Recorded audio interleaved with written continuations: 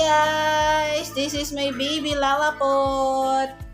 So, ang kanyang real name po ay Lara Margarita B. Evangelista. So, yung Lara po, nag-derive kasi letter L ako, yung lay ko. And then, yung Margarita, that's the real name of Saint Rita. Ano ko kasi si Saint Rita, one of my patron saint.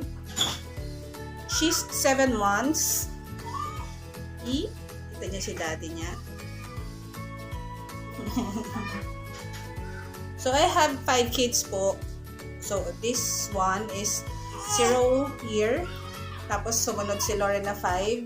And then si Ryle 10. Rain is 15. And Layla is 20. So, tagpa 5 years po ang age gap ng kids ko. Meron siyang, ano ba tawag doon?